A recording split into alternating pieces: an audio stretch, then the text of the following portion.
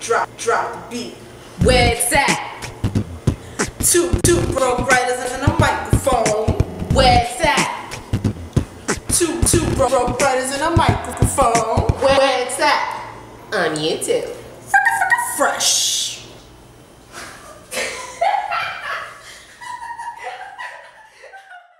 So Karina has been MIA for like 2 weeks. Yeah, like 2 weeks.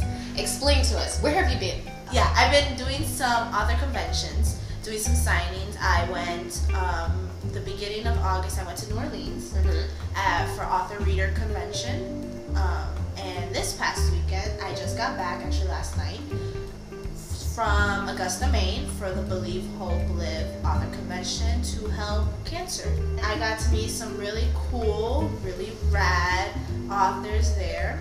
I had a lot of fun. Yes. She was supposed to come with me because we were going to stalk Stephen King, and she didn't. But that's okay. He survived, okay?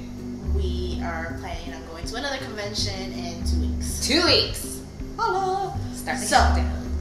What I decided to do for you guys here at Two Broke Writers is to ask all these New York Times best-selling, USA Today best-selling, and just overall writers who have busted out tons of books, what advice they have for us aspiring and upcoming writers.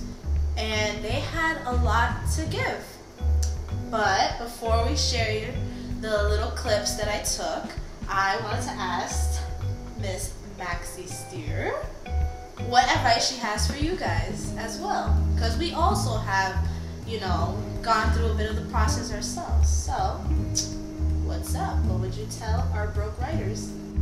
If you're working with an editor or learning to work with an editor, you might think that their skills are the top of the line or the most important thing you need to focus on. But the most important thing between you and your editor is trust.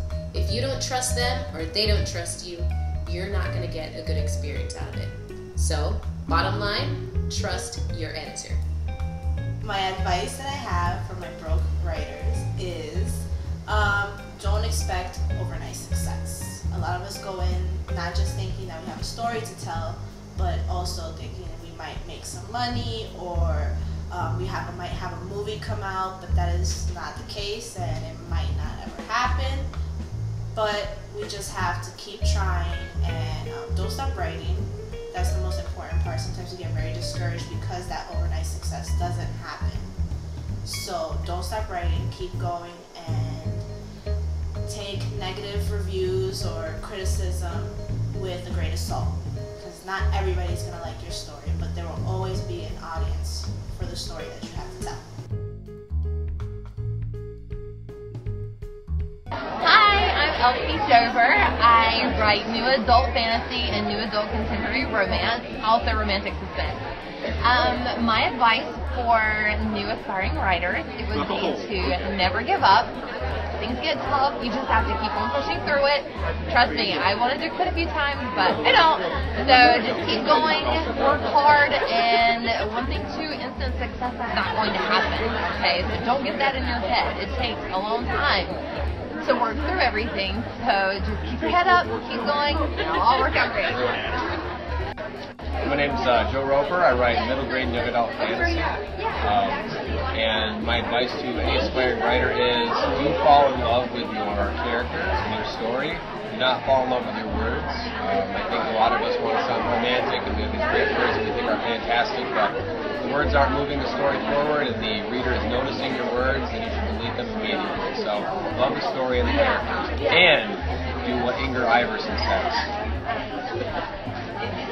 Hi, I'm author Iverson, author of Fear Angel series and my new book, Incarcerated, coming September 29th. If I had to give advice, the best advice I could give you is become friends with bloggers. They are the best people around. They're the heartbeat of the indie world. And treat them as friends, not workers for you. That's the best I can tell you, because I made that mistake once and learned the hard way. The book cover is the most important thing that you have to do for yourself. It tells your reader that you love your work and they have to trust you because you took the advantage of actually purchasing and it done and having it done professionally by somebody who's going to learn your stories. That being said, I can tell you from first-hand experience, covers can be anything that you want. A plain, basic image that's going to be a representation of your book, or you could go a little bit more extreme and have a model pose for your picture and make it a beautiful book cover. It doesn't have to be expensive. You just have to find the right person that's going to trust you. And then also remember to know your story more than anybody else. Nobody knows your story better than you, so you have to sell your story. And you have to have your designer understand your concept in your mind, so together as a team you guys will create your best cover. I wish you guys nothing but luck, and have a great day.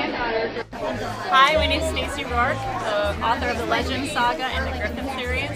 And my advice to writers just starting out is you're probably going to need this, so here you go. My advice for aspiring writers is don't ever give up. Keep writing. Don't ever stop. I have over 100 rejection letters. I am not even lying. And I have over 20 books out. So all those rejection letters can kiss it. Just keep writing. Get an editor. You need an editor, and not your mom. Your mom's not an editor. She can give good feedback, but she's not an editor. And covers, I hate to say it, but covers sell books. So, put a little bit of attention into your cover. Other than that, just be friendly. Let people get to know you, and don't brand one book. Brand yourself as a whole, because if people like you, they will want to read your book. So brand yourself and not just one book. And that's it. What you need to do is find your own voice and believe in yourself, and no matter what other people say, just keep pushing, and it's 100% prep, like all in promo and marketing, and just making sure that you really reach out and network with as many people as you can. Rick? Best advice I would have to say would be find a professional editor, someone who's not going to let you go out with your skirt tucked up in your underwear and let it to your teeth. I use Andrea Burns editing, but I know Gathering Leaf is really good. Andrea Burns is called Gist Editing, and Gathering Leaf. Those are my two recommendations. They will make sure that you look professional and sound professional, and people will take you very seriously, and that's what you want when you're an indie. You're already battling an uphill battle, so why not go out on your best foot? Thanks so much!